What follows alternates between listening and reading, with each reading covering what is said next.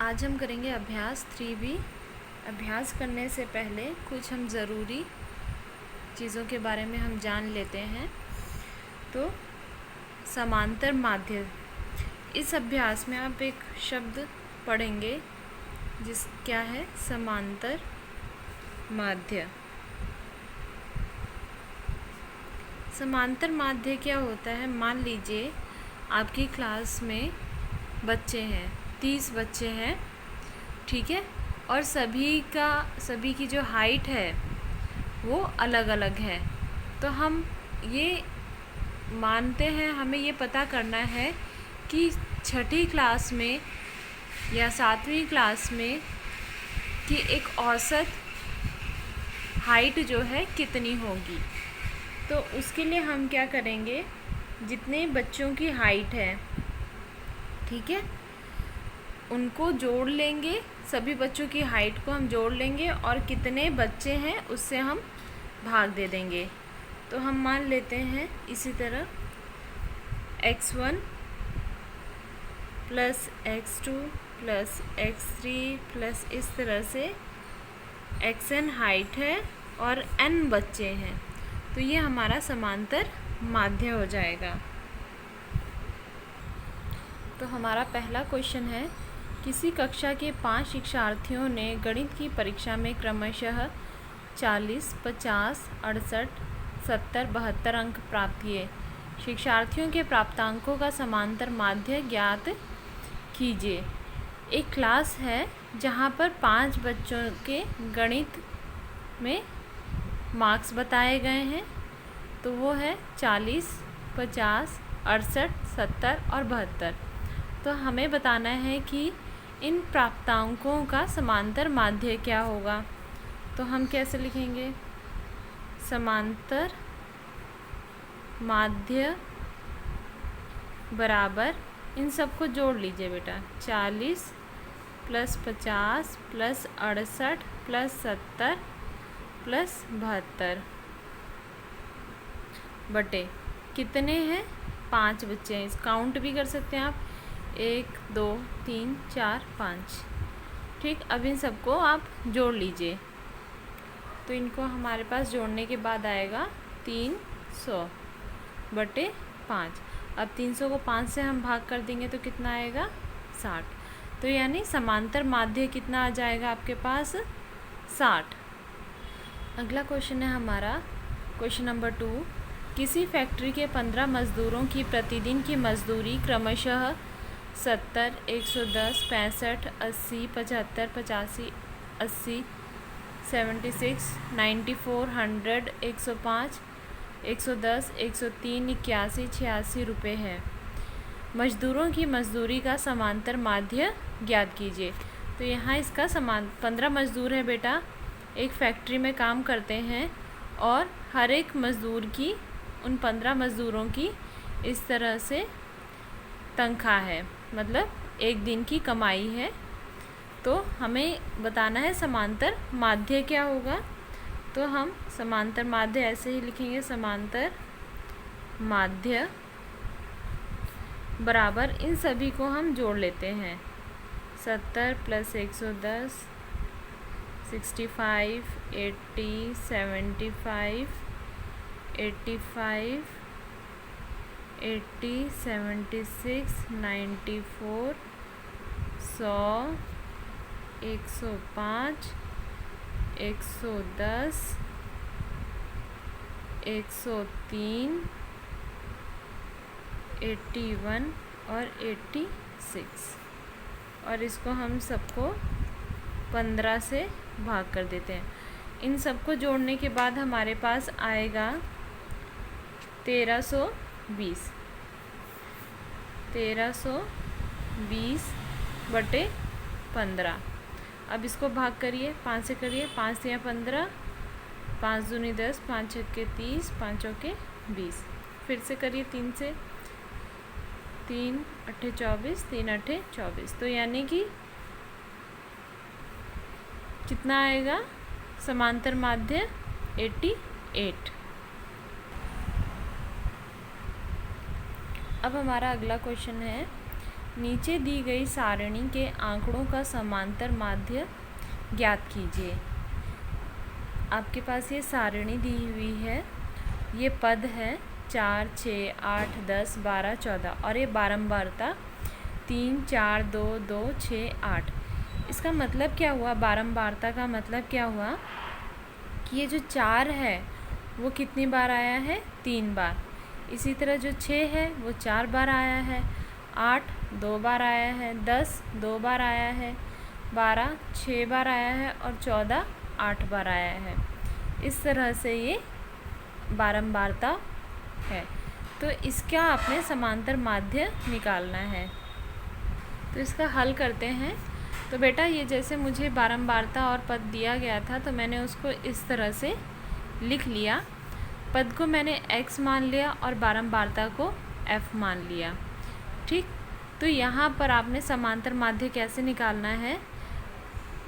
इस पद को इस बारंबारता से गुणा करना है। जैसे 4 को 3 से गुणा करिए, इसी तरह 4 को 3 से गुणा करेंगे तो कितना आएगा? 4 3 12। 6 को 4 से गुणा करिए, 8 को 2 से गुणा करिए, 10 को 2 से गुणा करिए, 12 को 6 से गुणा करिए।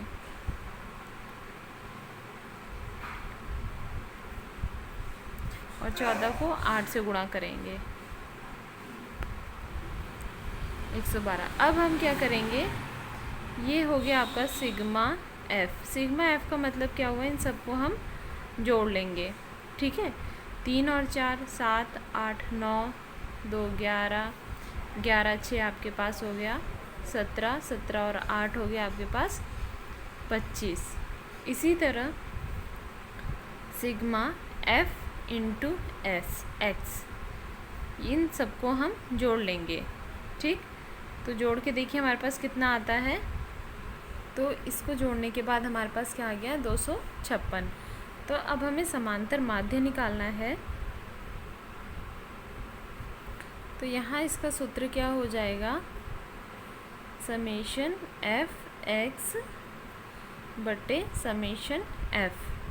ठीक है, समेशन एफ एक्स बेटा आपका ये 256 और समेशन एफ आपका 25। अब आप इसको भाग करते हैं, 25 से भाग करेंगे, 25 एक 25, फिर ये 6 आ गया, 0 ले जाएंगे, 6 दशमलव ले जाएंगे तो यहाँ 0 आ जाएगा, फिर 2 ले जाएंगे, 25 दूनी 50, तो ये हो गया 10, फिर दशमलव है 0 आ गया और ये 25 चौके 100। तो ये मेरे पास कितना आंसर आ गया? 10.24। ठीक है, तो इसका उत्तर ये हो गया। हमारा अगला क्वेश्चन है क्वेश्चन नंबर 4, इस अभ्यास का आखिरी क्वेश्चन। तो ये आपको एक सारणी दी हुई है शिक्षार्थियों की ऊंचाई यानी बच्चों की ऊंचाई और ये बारंबारता। इसका मतलब क्या हुआ कि 3 ऐसे बच्चे हैं जिनकी ऊंचाई 140 है, 4 ऐसे बच्चे हैं जिनकी ऊंचाई 147 सेंटीमीटर है, 5 ऐसे बच्चे हैं जिनकी ऊंचाई 148 सेंटीमीटर है। इसी तरह इस तरह से हो गया। तो हमें उपयुक्त आंकड़ों का समांतर माध्य बताना है, इसका समांतर माध्य कितना होगा। ठीक है, तो चलिए करते हैं आंसर इसका। तो बेटा मैंने इसको इस तरह से लिख लिया, जो ऊंचाई थी x 140 147 48 इस तरह से मैंने लिख लिया और बारंबारता को मैंने इस तरह से लिख लिया। तो इन दोनों को हमने गुणा करना है। 140 गुणे 3 कितना आ गया वो लिखेंगे। इन सबको हम इस तरह से पहले लिख लेते हैं, फिर अपनी रफ कॉपी में गुणा करके फिर यहाँ लिखेंगे। ठीक है, 10 151 गुणे 7 154 गुणे 5, 158 गुणे 4, 159 गुणे 4, 160 गुणे 2। ठीक है, तो 140 को 3 से गुणा करेंगे तो कितना आएगा 420। फिर 147 को 4 से गुणा करेंगे तो कितना आएगा। इसी तरह 148 को 5 से गुणा करेंगे तो मेरे पास कितना आएगा 740। फिर 149 को 6 से गुणा करेंगे तो कितना आएगा 894। 150 को 10 से गुणा करेंगे तो कितना आएगा 1500। 151 को 7 से गुणा करेंगे तो कितना आएगा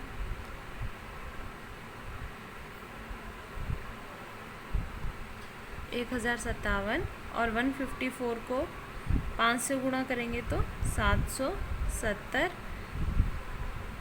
158 को 4 से गुणा करेंगे तो कितना आएगा 632। और इसी तरह 159 को 4 से गुणा करेंगे तो कितना आएगा 736। और 160 को 2 से गुणा करेंगे तो कितना आएगा 16 दूनी 32, 320। अब हमें क्या करना है, इन सब को जोड़ लेना है। तो जोड़ के देखते हैं कितना आता है हमारे पास। तो ये हो गया 159 × 4 636। ये थोड़ा सा मिस्टेक हो गया था बेटा। फिर अब हम इनको ऐड करेंगे तो हमारे पास आएगा 7557। ठीक है, और इसी तरह हम इस f वाले को हम जोड़ेंगे तो सिग्मा f = 50 हो गया। और यहाँ सिग्मा f × x कितना आ गया 7557 आ गया। तो समांतर माध्य निकाल लेते हैं। समांतर माध्य क्या हो जाएगा आपका सिग्मा f(x) बटे सिग्मा f। तो ये हो गया और ये बटे 50। ठीक, तो अब इसको हम भाग कर देते हैं 50 से। 51 × 50, ये 5 हो गया और ये 2, फिर ये 5। 55 × 250, फिर ये 7 नीचे आ जाएगा। फिर 51 × 50 और ये 7, फिर दशमलव लगा दीजिए बेटा। तो ये हो गया 51 × 50 और इतना कितना आ गया 20, और दशमलव है तो 0 हो जाएगा और आगे। तो 54 × 200। तो हमारे पास आंसर कितना आ जाएगा 151.14। तो ये हो जाएगा हमारा आंसर। ठीक है, तो बस यहाँ पर ये आपका अभ्यास ख़त्म होता है।